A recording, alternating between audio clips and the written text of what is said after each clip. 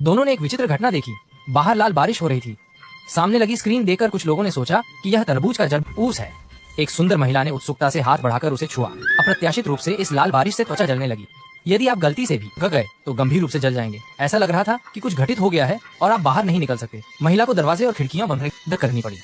सौभाग्य से वैज्ञानिक जियाओ मी ने पता लगाया कि यह शैवाल की असामान्यता के कारण हुआ था। उपकरण पहनने के बाद समूह झील पर आया और पानी की सतह पर रसायनों का छिड़काव किया। 1 दिन और 3 रात से भी कम समय में लाल बारिश धीरे धीरे कम हो गई। मैंने सोचा कि संकट हल हो गया है, लेकिन बारिश के बाद जियाओमी ने पाया कि खेत में बड़ी संख्या में उत्परिवर्ती कैटरपिलर पैदा हो गए थे।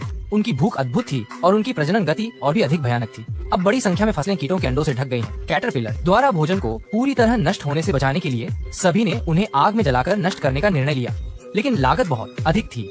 गेहूं के खेत पल भर में जलकर खाक हो गए। ऐसा लग रहा था कि वे केवल दूसरे ही तरीकों के बारे में सोच सकते थे। कुछ चर्चा के बाद नोबिता ने अपने ड्राइविंग कौशल का उपयोग करके विमान को हवा में उड़ाया और उड़ाता रहा, लेकिन जमीन के आखिरी टुकड़े पर छिड़काव करने के तुरंत बाद नोबिता ने ऑपरेशन में गलती कर दी और विमान के दाहिने पंख का छाया दीवार के साथ निकट संपर्क हुआ।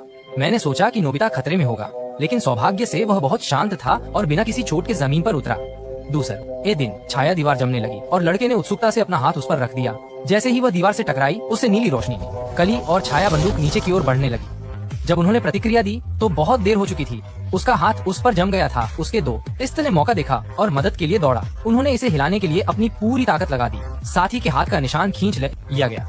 यदि 1 सेकंड भी देर हो जाती तो युवक का हाथ कट चुका होता। इससे पहले कि